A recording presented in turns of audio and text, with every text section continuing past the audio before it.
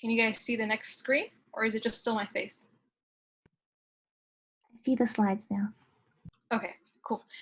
So for those of you who are not part of PDS, my name is Zahraa, and I will be co-hosting this presentation with Tim. And the reason why UCLA logo is on there is because we're both going to be attending UCLA dental school in the fall next year. So we've been through this process already, and we'll give you all the tips and advice that we have since we've gone through this process just last year. A disclaimer for this presentation is that just because we don't know what the actual application is going to be like, this is all based on our experience from last year. So just note that things might be different this year, just because we haven't seen what the actual application looks like until May 12th is when it's going to be released. So there might be some changes, but for the most part, it should be the same. And if you guys have any questions throughout this presentation, feel free to unmute yourself and ask away. All right. With that, let's go ahead and get started. So what is AADSAS? AADSAS is the Associate American Dental School Application Service. It's a centralized system of applying for dental schools throughout the United States, including Texas. And I've listed some of their contact information below here. If you have any questions, feel free to reach out to them. A basic general timeline of events, and this is mostly pertaining to those of you who are going to apply this year in terms of when to fill out the application, but to get just a general idea of time frame of when you should be doing your things for dental school application for the future. So you would want to ask for a letter of rec anywhere from March to April, but I would say the earlier the better, just so that you can have a backup option in case any of your professors or any of the people you're asking for cannot provide you with that letter of recommendation by the time you want to. It's also helpful to start with your personal statement early on in the cycle. I would say I started mine last year around maybe February, and I went through multiple drafts of it because it is a core part of your application, and you really want the best draft to be ready around May, because you don't want to be stressing out about your personal statement when you have so many other things to fill out in your application. So I would say to get started with that as early as you can. In terms of this year, you can start filling your application May 12th, but you cannot submit it until June 4th. So you have a good 2 weeks from May 12th to get started, to fill out everything you need, and then submit June 4th. Now, as to when the actual application is due, I would, for those of you who are applying this cycle and next cycle, just know that all dental schools are on a rolling admission basis after June 4th, meaning the sooner you get your application in, the better you will have in terms of getting those opportunities and chances for interview slots. But technically, they're not really due until February, but from just going from my experience in undergrad, I don't really know anyone who submitted past December. You're going to be putting yourself in a really bad position if you are applying in December. So apply as soon as possible. I would say anywhere from June 4th until a month after would be a really good time for you to submit those applications. But then again, as soon as possible would be best. So once you log in to start your application, it's very, very simple. You can go to this link that I attached on the slide, and then this is what the home screen is going to look like. To establish an application, you just need to simply make yourself a username, a password, answer some security question, provide with a dent pin, and then a valid email address. Make sure that this email address is the one you're checking on a constant basis, because on there, you'll get status updates about your transcript entry, about your letters of recommendation. If any school is requesting more information about their secondaries, you'll get notification from there. So make sure that the email address that you're going to be putting is the one you're going to be checking most often. And then as far as the dent pin, you should all have a dent pin if you guys have taken the DAT. If not, I'm not too sure about how to obtain it if you guys haven't registered or already did the DAT. Tim, do you have any idea of how they can obtain it if they haven't taken the DAT yet? You're on mute, Tim. Oh, I think you make your account when you're applying for the DAT, and they'll give you your dent pin. Okay, yeah. So either way, I think you have to be somewhere and either registering for the DAT or already taking the DAT in order to get a DENT PIN. So you will need that to establish your application because your DAT is going to be linked to the ADEA AADSAS later on. And I'm not going to be monitoring the chats just because it's going to be difficult. So if you guys have any questions, just unmute yourself and ask any questions. All right. Next slide. After you log in, this is what the main homepage looks like, and on there are 4 major sections. I'll be talking about more of the personal statement, academic history, and supporting information, and Tim will talk more about the program materials and what to do after your application and how to best prepare for interviews. Another tool that I really want to highlight in this page is the question mark over here. I know it's for me last year, it was really hard to get in touch with an agent over the phone and ask them the questions that I had. But with this tool right here, you can chat away and they can even see your screen if you're having any technical issues. So it's really super fast, and I'm sure that with COVID-19, their phone lines are going to be flooded with calls. So use this to your best advantage. On there are also FRQs that also guide you through any questions that you might have. So use it to your advantage.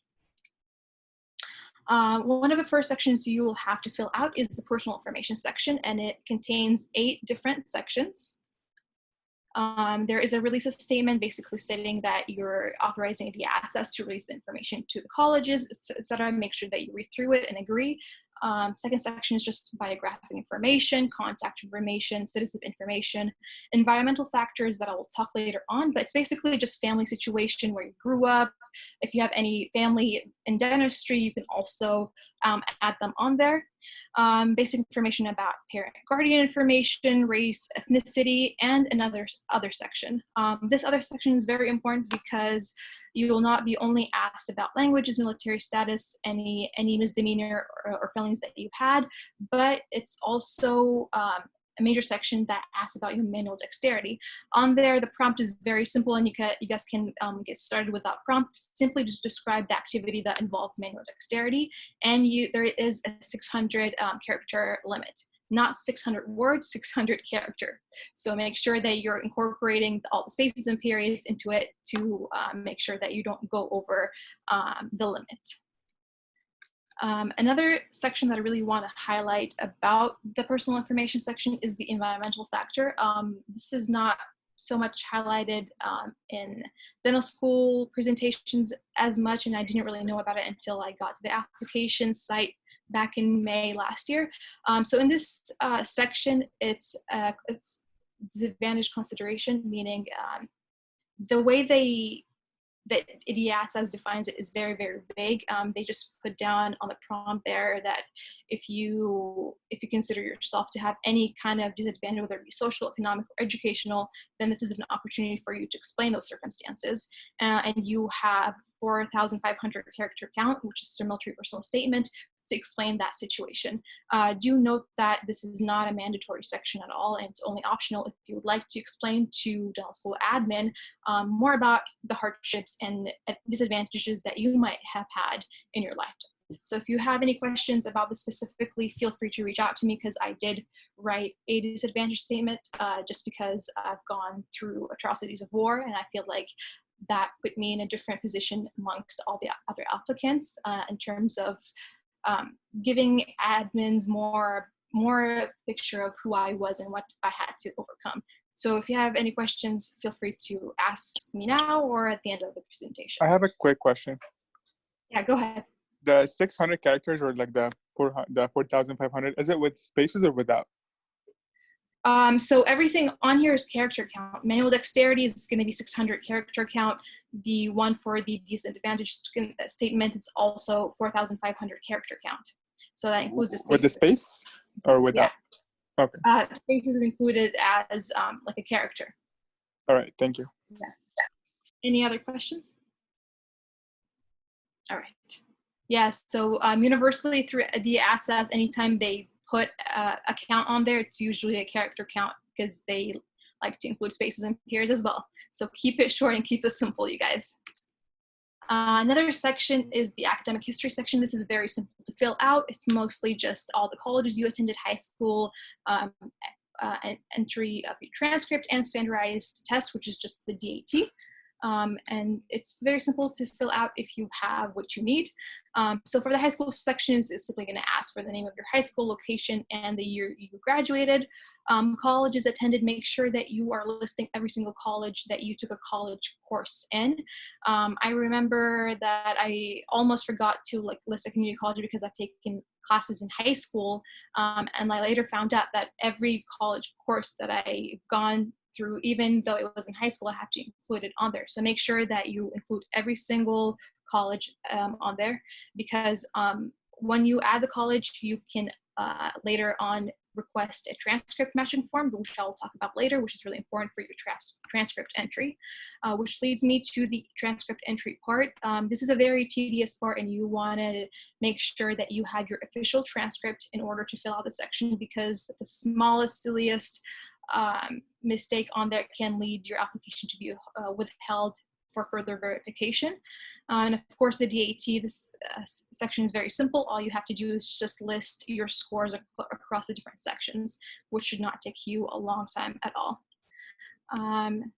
So in terms of how to request official transcripts from ADEA AADSAS, once you have added your colleges to the application site, under every college you've listed, there will be this blue tab right here that says download transcript form. You want to go ahead and download this form and send it to the college that you're requesting the transcript from, so they can send it to ADEA AADSAS. Besides filling this out and giving it to your colleges, you also want to monitor the status of it.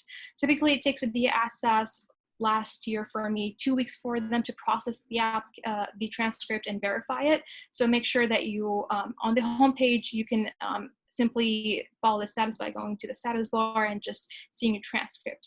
Another status tracker that you can also see is your evaluations. I'll talk later more about this, but you can also see if your evaluators have submitted your letter of rec or not. Hey, Zahra, I have a question. Yes. I'm going back to entering your college courses. When I try to enter in my physics lab course, you know how it's 1.5 units? Yeah. It doesn't allow me to put the decimal point. It only allows me to put whole numbers. Did you guys have that problem as well? I think I rounded it to 2, but I can double check the way that I entered it when Tim goes, but I think I had to round it up to 2. Okay, thanks. Yeah. But I can double check for you and let you know. So does anyone have any other questions? So this is a sample picture of the matching transcript form. So this is going to be unique for every single person.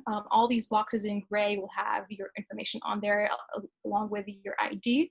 So you want to print this form out and send it to the colleges, so that way when they process your transcript, they include this form, and then it will be sent out to a processing center where they will take a look at your application and verify your transcript. So make sure that this form is included on there, and it's unique for every single college. So you cannot submit your community college matching form to like a UCI transcript request form, because every single college has its own request.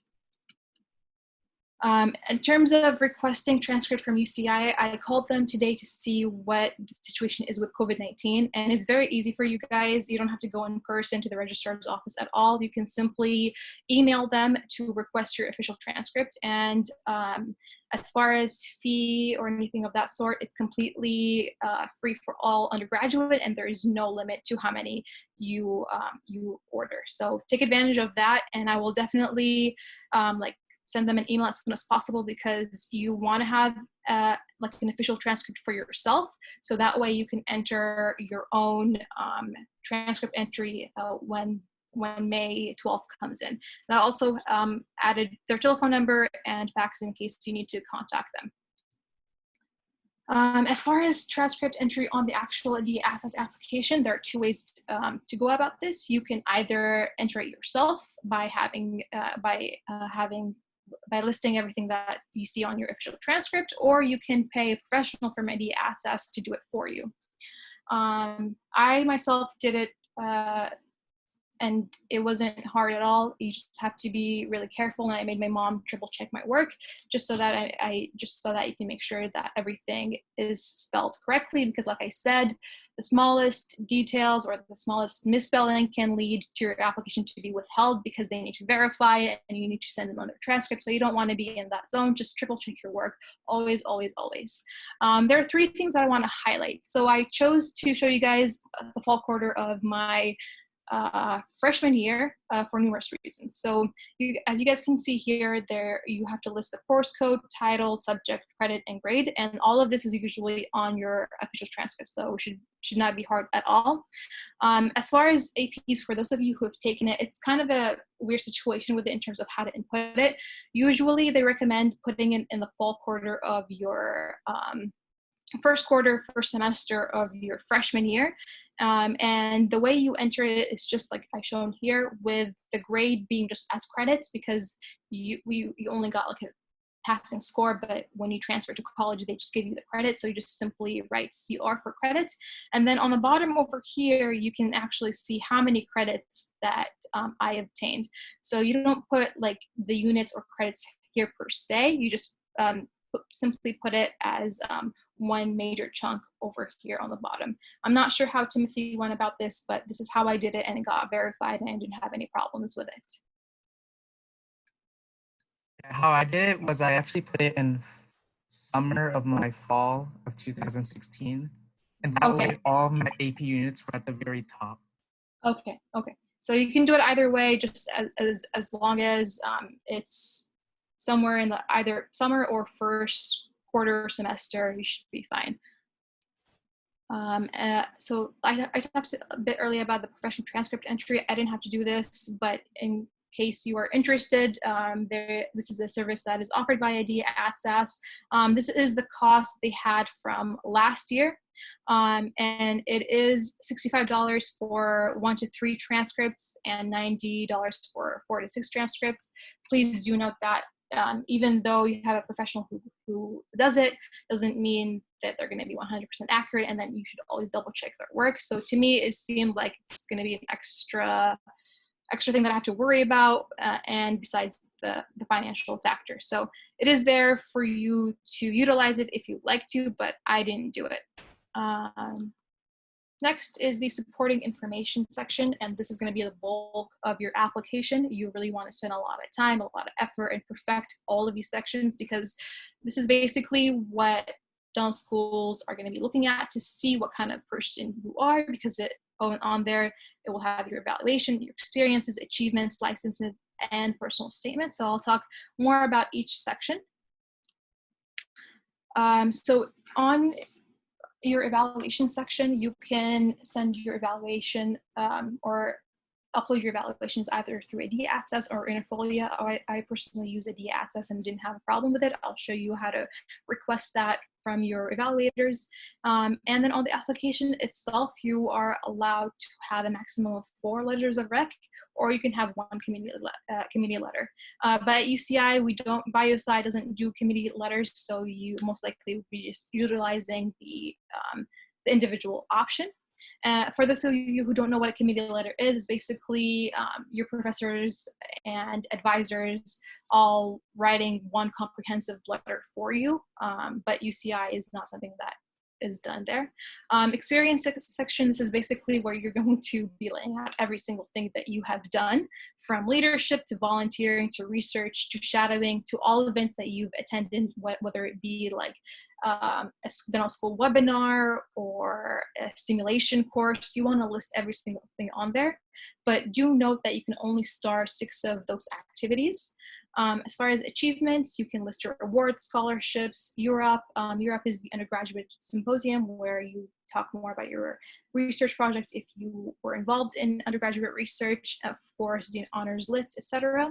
And then on the achievement section, you can only highlight 4 of those most important achievements. And what I mean by star is just, I'll show you guys what it means, but it's literally just starring, so that way just stands out more to the admin.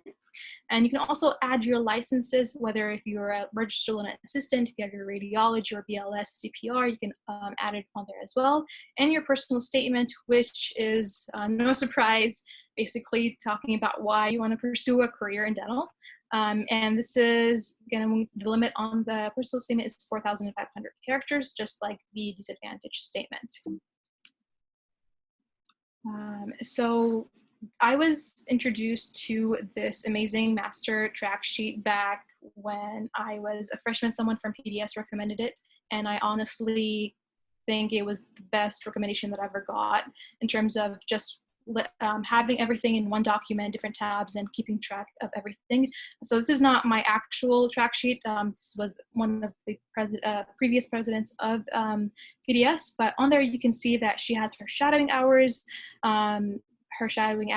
in like different settings for her clinical, manual dexterity, and different extracurriculars. So you want to have this established so that way when it comes to listing out your different experiences, it's there. You can simply just add up the hours and you're ready to go.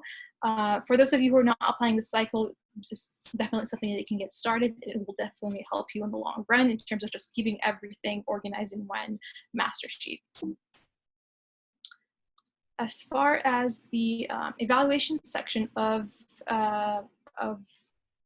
it, this pertains to if you're requesting the letter of recommendation simply through AADSAS. I'm not going to talk about Interfolio just because I haven't used it myself, and I don't want to give you wrong information. I don't know what Timothy used, but maybe Tim, you could talk about Interfolio if you use that. But for requesting evaluation on ADEA AADSAS, it's very simple. You just fill out the evaluator's information, check these two boxes for permission to contact reference, permission for schools to contact the reference, and you always want to waive your right to view your letter. And the reason is because if you don't waive your right, then that's going to raise a lot of eyebrows in terms of dental school admission, asking like the reason why you didn't waive your right, because technically you should have full faith in who you're asking in the evaluators who you're asking the letters of rec for, because it shows that you're an honest person, and it shows that you have full faith in them in writing a strong letter of rec. So if you don't waive that right, like I said, it's just going to like raise a lot of questions on their end. So always say yes to waiving your right. Under the experience section, this is going to take you a very long time if you don't have this organized, but basically for every single activity that you've done, you're going to be answering these questions about it in terms of listing information about the organization. If you have contact information for the supervisor, you can go ahead and do that. But a lot of my events involved philanthropy events. I didn't really have a contact information, so I just kept an email address on there, and I usually just refer to PDS. But you don't have to fill it out if you don't have the contact information for that supervisor. Of course, the experience dates when you started and when you ended it, and for how long you've done the activity for. And then one thing that I really want to highlight from the experience details is the description. I believe you have 600 character count to describe that activity. So use it to your advantage. And you always want to release authorization to contact the organization. So in case they need to verify your hours, or they have questions about any of your involvements, they can go ahead and contact your organization. So you should always click yes on release authorization to the organization. As far as what you should write in the description / your responsibilities, I would say to use your action verbs. So I've listed 2 examples of my application. This first one is from my work experience, and the second one is from my leadership experience. As you can see on the first one that pertains to my work, you will be asked all of these questions on there, so make sure that you have everything filled correctly, and that you should definitely have a supervisor for this one, as well as keeping an accurate count of your hours, and then listing everything that you've done in that position. I didn't really have it, like, this is not the best example of using your action verbs, but for my philanthropy description, you guys can see how I use my action verbs in a wise manner to like really showcase what I've done. So I would say to stick to those verbs because 600 character count is not that much, and you want to be concise and to the point as much as you can. So this is just an example of what my experiences sections will look like. And this is a very comprehensive list of what I have done. As you guys can see, you have the activity listed on there, and it goes in chronological order, where you have the most recent one up top, and it goes all the way to like your earliest experiences. So on there, like I said, you can star 6 of the most important ones, and starring just simply turning this gray star into a darker gray star. To them, it will just populate that in like a priority list, and then the admin will just see that as like one of the first thing they will look at in that experience section. So make sure that whatever you're starring, that you're really putting thought into it. As you can see, I've starred things that show progression, so to speak, and diversified what I started. So if you were involved in research, don't highlight every single research that you've done, because that will not show admin a comprehensive look of who you truly are. I would say to diversify your stars and also show progression. So let's see if I've done that here. So for example, I've started 2 of my extracurricular activities with student healthcare and practice, showing them that I was a vice president and I was promoted to internal president. And of course, the responsibilities are going to be different, but to them, it will just show a progression, whether it be a leadership position or research, etc. You want to show progression, and diversify is the best advice I can give you in terms of picking those experiences that you want to highlight to admins. In the achievement section, this is very simple. I don't know what the 600 is the character count, and like I said, you can highlight 4 of them, and it's very simple to fill out. This is just an example of my achievements. So what I have on there is financial awards that I've gotten, Dean honor list, and some achievements that I've gone earlier in my freshman year. So feel free to add as many as you can, but just remember that you will only be starring 4 of them. Other licenses, this is kind of like vaguely defined, but for the most part, I am a medical assistant and I have 4 different certificates. So I just simply listed my licenses under other licenses because I couldn't find a really category for it.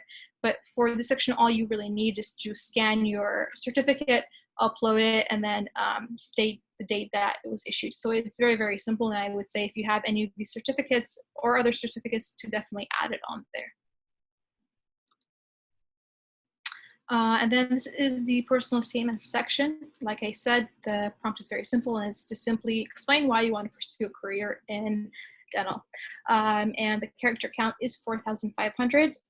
So just keep that in mind. And that sums up that section. But I know that there has been like a lot of sections I just have to fill out with different character counts. So I've just made a quick summary chart in terms of what goes in different sections. So for a personal statement and disadvantage statement, it's 4,500 character count limit. For each of the experience section and each of the achievement section, it's going to be 600 character count for those. And then manual dexterity is 600 character count total.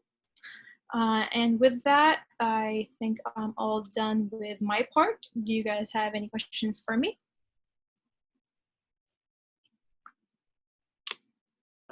Yeah. Was that a question? Yes, I have a question. Hi, Zahraa. Yes. So let's say you want to apply the next cycle. And you go on the AADSAS application right now, but when it opens and just make a few changes, will those changes stay till next year, or do you have to reapply the next cycle? I am not too sure about that, and I would caution you against that, just because when you reopen your application, you might be seen to the admins that you're a reapplicant, and you don't want to be putting yourself in that boat. So I would call ADEA AADSAS to get their advice on it, but I mean, I wouldn't recommend it just because your status is going to be different. In the eyes of admin, you might become a reapplicant. So just keep that in mind. And I'm sorry, I don't have like a full answer to your question, but this is something that you can definitely ask ADEA AADSAS for to see what they recommend. Thank you. Thank you. Any other questions? I had a question on the personal statement text box. Yes, let me How much do we have to worry about formatting for that? Because like when I tried to paste mine into the text box, it just kind of put a giant blob of text with no. I think I just separated my paragraphs because you don't want, I mean, obviously the flow is going to be different, but you want to separate your paragraphs because your paragraphs add structure to your essay, right? Yeah. So what I remember with mine is that I didn't do the indentation. I just did a space between each blob, so to speak, just for them to see like, okay, this is my intro, my hook. Now these are like my different paragraphs in my essay. So Gotcha. I would say not to do a giant blob because that will destroy like the progression of your essay. Yeah. Okay. Thank you. Mm-hmm. Any other questions? Okay, cool. And Tim, you can go ahead and take it over.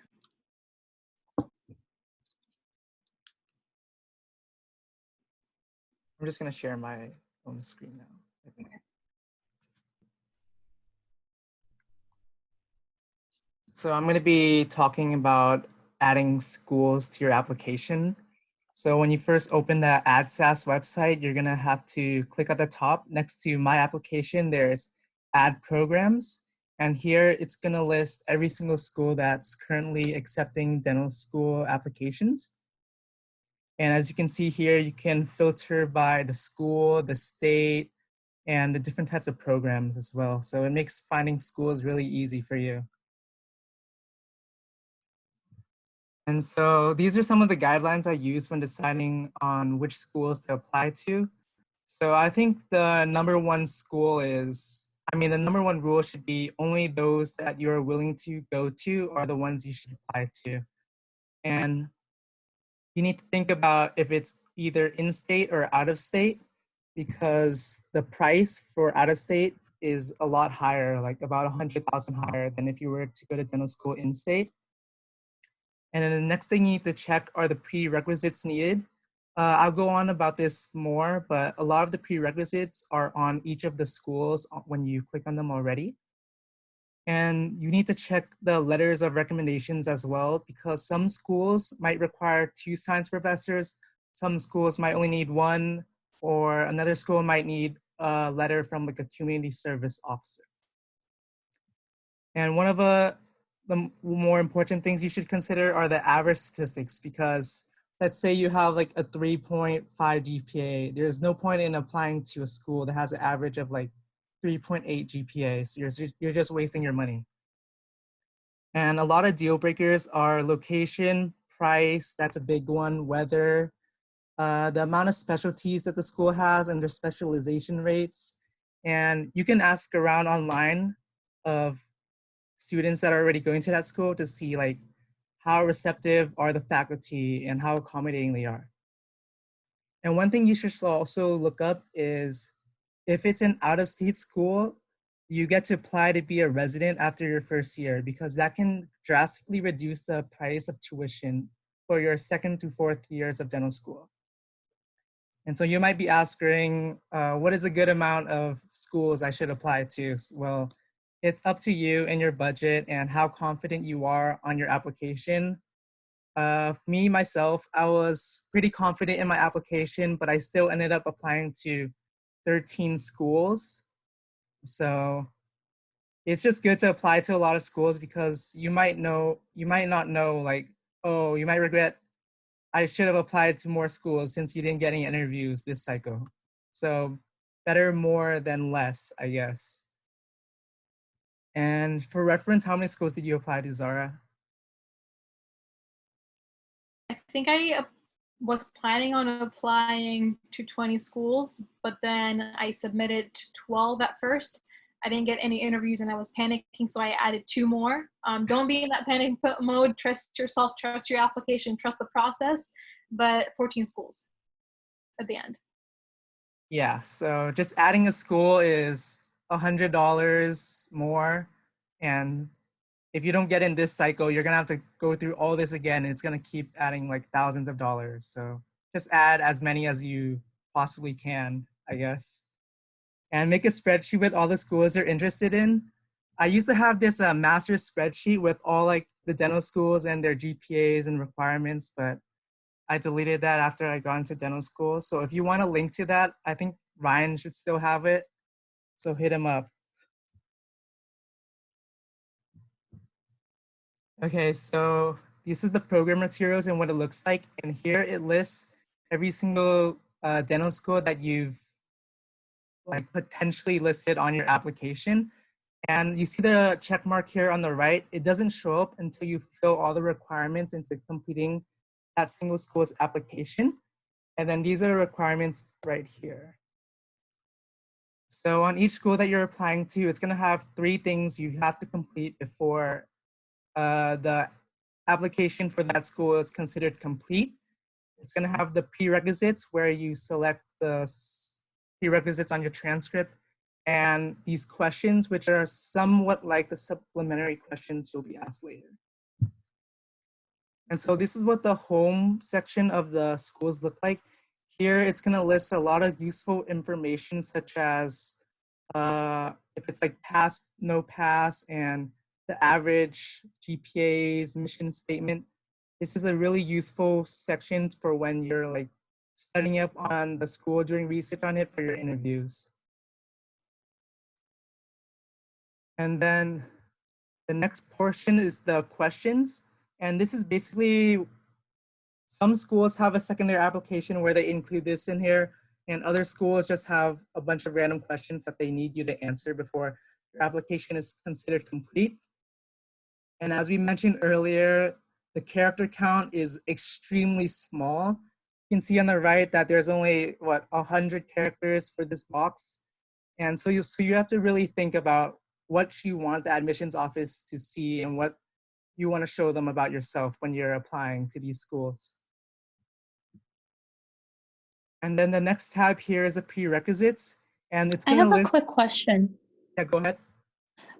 For the second or the supplemental questions, you said that our applications aren't considered complete until they're submitted, correct, for the schools that need them? Schools have various ways of doing supplementary applications, but this is just one of them where they incorporate it into the AADSAS website. And I'll be going over the supplementary application later in the presentation as well. Okay. Did I Just answer to your add to question? that, so some schools, I didn't find this out until like when I was filling in this application. Some schools already have these questions ready for you to access on May 12th. So make sure that you're filling it out because on June 4th, in order for you to submit to that school, the questions have to be filled out. So just take that into consideration. Did that answer your question? I think so. It seems like some schools offer it immediately, but some don't offer it immediately. And then ultimately, all the ones that do require it won't consider you a complete applicant until you send in everything. So yeah. Yeah, so I'll cover that more later. Thank you for the question. Thanks.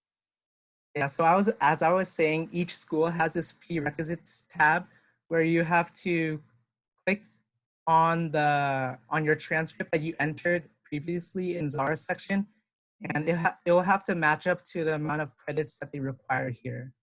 So for like biology, I would select my bio classes like bio 93, 94, 97, and that would account for like the 12 units required for biology.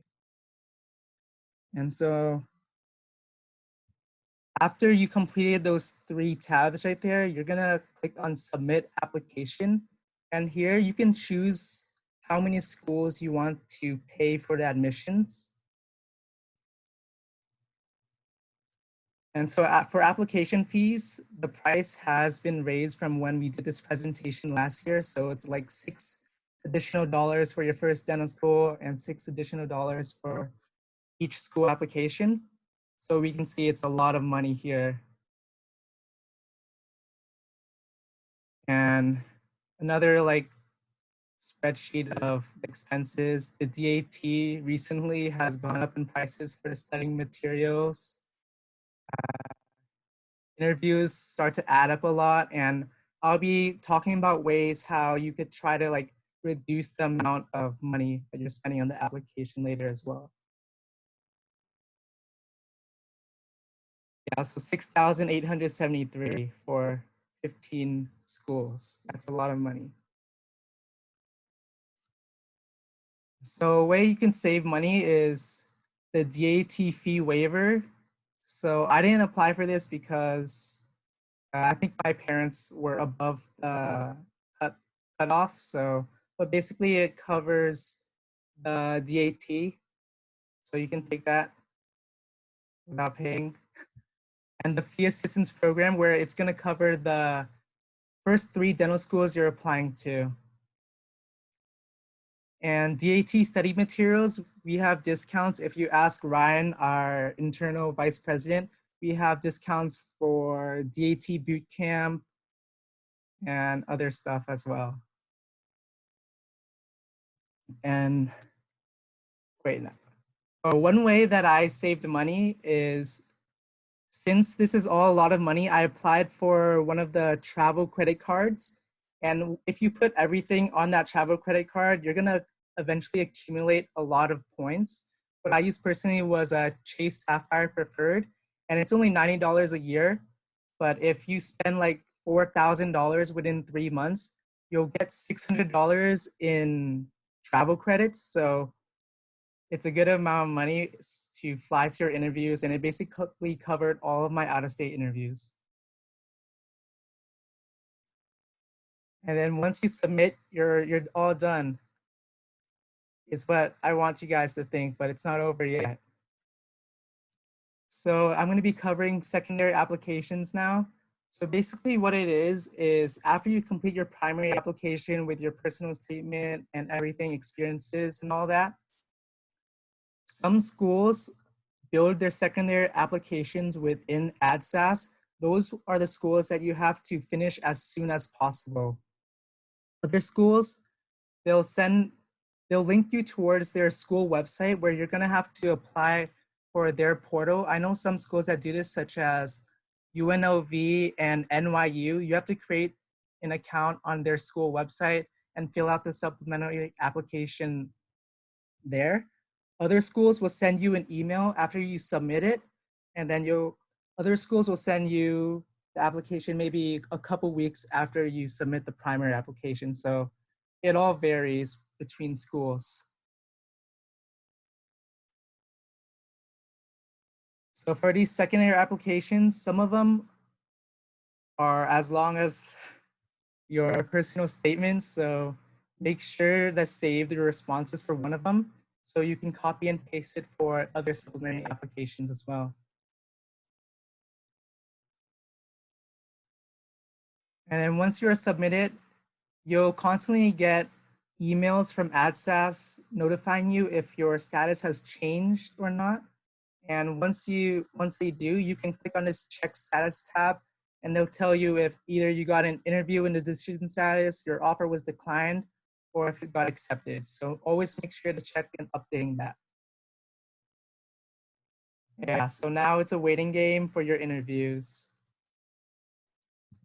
So once you get the dental school interviews, one neat way of lowering the amount of money you have to spend on travel and hotels is the stay over program. I know that the UCSF has this Dent Stay program.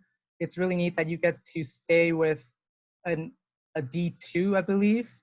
And they basically host you, give you a room to sleep overnight, and you can talk about any questions you have and any questions about the school. And generally they'll help you out, and they'll treat you out for dinner as well. So it's really nice. Other ways are if you call local hotels, Airbnbs, or like motels, maybe they'll offer student discounts or shuttle services between the university and the airport. And this applies to Uber and Lyft as well. Other ways are, maybe this is harder, but you can get in contact with other interviewers that might have gotten interviewed to that dental school and try to meet up and share a hotel room, but this might be sketchy, so I don't really recommend it. And as I said before, you can apply for a travel credit card because the application starts to add up a lot of money, and you'll eventually start accumulating a lot of points that you can travel, that you can use to book flights to the out-of-state schools and pay for all your flights that way. And for the interview itself, make sure that you're wearing a suit, and it should be a business attire. You can check out malls such as JCPenney, Loft, Marshalls, Old Navy, and Macy's for sales. And for women, slacks might be better for cold weather, and your hair should be tied back. You should be wearing comfortable shoes, well-groomed nails. For men, a full suit, comfortable shoes, clean-shaved, and well-groomed nails should suffice. And any additional tips, if you're planning for applying next year, you can open an account and look at it now, but as Zahraa said, you should be wary about this because you might be considered as an B applicant, and you should apply and submit as early as possible. June through August is still considered early. Any later than that, and you might not get an interview before December. It's always important to be patient and remember what you're doing. It's okay to reapply. Just remember that you can always grow your application during that time, gain new experiences, work on your interviewing skills. Another tip is to be respectful when contacting admissions staff because they will remember your name and you don't want to leave a bad impression at all. And sometimes no response is better than a bad response. So any questions? I have a question. So there are a lot of students that were scheduled to take their DAT either in May or June, but now with the COVID-19 and everything going on, it's been postponed until August. So if you do not have your score until the end of August, do you think those students are supposed to apply, should just wait until August to submit their whole application? Or should they submit in June with the, like once the application opens and then when the score comes out, they send it? I'm not really sure. Zahraa, do you have anything to say? Yeah, so I mean, I knew a couple of friends who were planning on taking the DAT later in the cycle last year, and what they did was they just submitted early as soon as they had their application ready, just because on the actual application, your transcript needed to be verified, your identity need to be verified. So all of that could just go to the processing center and get verified. And I mean, your application is going to be still withheld because you don't have your DAT, but once the DAT is there, it will take a couple of days for the entire application to be filled up, and then it could be sent directly to admin. So I would say even though you don't have your DAT scores, you can still submit your application because your application can get into the line to be verified. Because sometimes it might just take a lot longer because there is some issue with your identification some way down the line. So I would say to submit it as soon as you can, but with this situation with COVID-19, I would advise to give a call or chat with an agent just so that they see what they can give an advice on. Because I mean, this is a pandemic, and obviously things might be different nowadays. So, does that answer your question? Thank you so much. That was a really great question. I think a lot of people were wondering about that too. Any other questions? I had a question about the prereqs. So I know this quarter a lot of the labs were canceled, especially like for the OCHEM lab. So I was wondering, is it still okay to apply if you don't have it? Like if you don't have your prereqs complete before you apply? Or is it better to just maybe wait? I think you are required to have your prereqs, but I would call the admissions office to see what they think. Zahraa, did you have something to say? Yeah, so on your transcript entry, I had kind of similar issues. I needed like one more bio lab in order to fulfill a requirement, but on your actual transcript, you can list what courses you're planning on taking in the future. So I was planning on taking like a bio lab winter of my senior year, and obviously I was applying end of my junior year. So on the actual transcript entry form, you can add courses as planned, and then once you have those courses listed in the planned section, not as completed, you can go ahead and go to the prerequisite tab on the college information and then add those as prerequisites to fulfill it, just so that you show them like, hey, I have not taken this yet, but I am planning on taking it. this quarter or this semester. So you can definitely add that in your application. Okay, thank you. Does that answer your question? Yes, it does. Any And to other add questions? on that as well, I think during November, there's an academic update period where you can change all your planned courses on your transcript as well. So if you manage to get that lab, or if you manage not to get that lab, you can update schools and tell them what you're going through as well. Right, okay. Thank you. You're welcome. Any questions? Any other questions? For the transcript matching form, did you guys say that you're supposed to mail it in or go in person, or like what are the options for sending it out? So if you are a UCI student, based on my phone call with them today, they said that you can just email them and they will mail out the official transcript. So make sure that in your body of email that you incorporate that form, so that way they can send it to the processing center.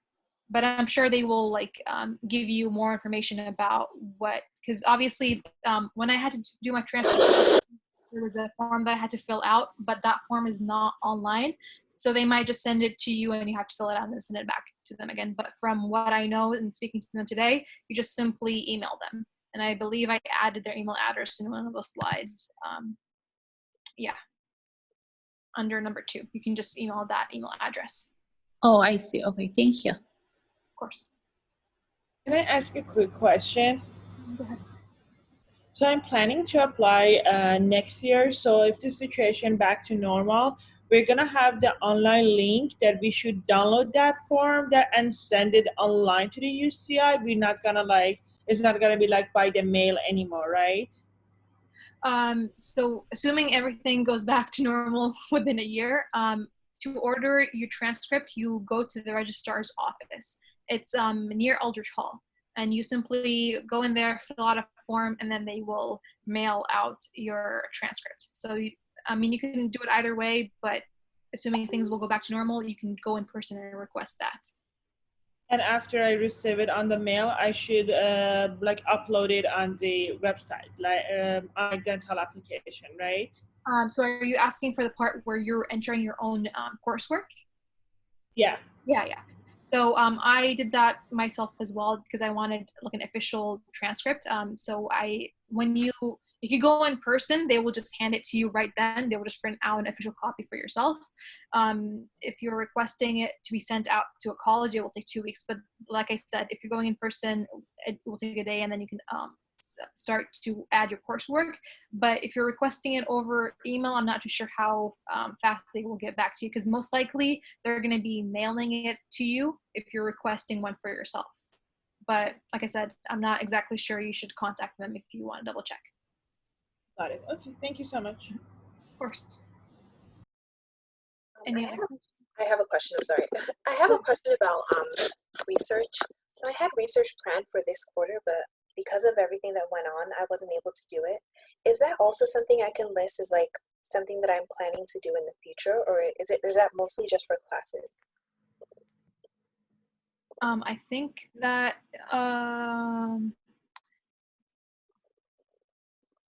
well, for me, I kind of knew what leadership involvements I was going to go into my senior year, and like I said, I was applying end of my junior year, so I added it in the future. But on there, you can list the date that will start until present, or you don't have to list an end date if I'm correct, if I remember correctly. So I think you can do it for the most part, just don't put an end date. Okay, got it. Obviously, this is something that's going on. And as Tim said, you can always do an academic update, and you can also, for some schools, you can directly email them. I know USC does this. You can email them with a list of your updated activities. Some other schools will tell you off the bat that they don't want to hear anything from you. So respect that and understand that you don't want to be that person who sends constant emails when they specifically tell you not to email them about your application. So just be mindful of what they say and just follow their directions. Okay. Mm-hmm. Got it. Any other preguntas?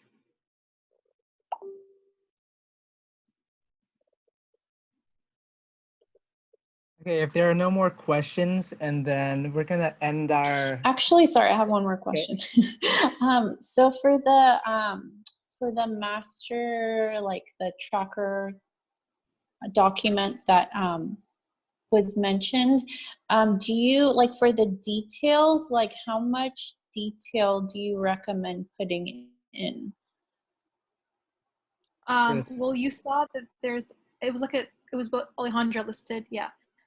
There is like a 600 character count, so be mindful of that, but anything that will help you remember this in a year. I mean, I don't know when you're adding things to it, but ideally, if you started off as a freshman and you did this activity, you want to put enough words in a description for you to remember what you've done in that event. Does that make sense? Yes, and then is there one posted on the website, like a template form?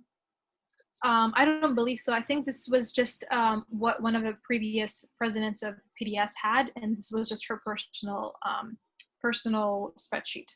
But you can easily it's just on a Google Excel sheet, and then you can add different tabs on the bottom over here. Okay, perfect. Thank you. I have a question. Sorry, last one. If you did volunteer for like a day or maybe like a week, when you're entering your end and start date, do you literally just put the start date as the day you did it and the end date as that same day? I don't know if that makes sense. But let's say you volunteered at a clinic and it was just like a one-off. Or would you recommend maybe just not including that? Because that way it just seems kind of like... No, I mean, honestly, I would list everything that you've done. You can still keep in mind, maybe that is like an experience that you don't want to start, but I will definitely add everything you've done just so that they can see your application, because again, you want to diversify your application. But in terms of start and end date, if you can remember when you've done it, then go ahead and add it on there. I don't know if you can, I'm not too sure, I can go back and double check, but I think for the most part, it's by month and year, not a specific date. But you can, like on there, it will say like monthly, bi-weekly, annually, like there's a duration as well. So you can select from the options. Okay, thank you so much. And we had a question in the chat here. For your science GPA, are only the core classes considered, or all science courses that you take? I'm not really sure. I can show you. There was, I mean, I was looking at that GPA sheet because I was mortified to see like what my science GPA is, but there are so many different calculated ways that they calculate the GPA. If I were to like send you guys a copy of my application, there'd be like one page dedicated to just science GPA, because they include different things. Like one section will have your science GPA without math, one with math, one with your STEM courses. It's just really odd and bizarre way, I would say, to not worry so much about that. Just add whatever is on there and not take a look at that page, because it is really, really confusing. It's like an entire page of GPAs, all science related. So I don't know if this answered the person's question, but let me just double check the chat. Did that answer your question, Shakur? Okay. I think the message we can take from this is just always keep good grades. So you don't have to consider that. Any other questions? Okay, if not, I'm going to end this presentation right now. Thank you for everyone that came out to this meeting. And of course, this presentation will be uploaded on YouTube, and the PowerPoint will be uploaded on the PDS website as well. And you can message me or Zahraa with any questions you have about the application cycle, and we'll take time to answer your question thoroughly as well. Thank you. Thank you, everyone. Have a good evening. Best of luck to everyone who's applying. Thank you. Bye.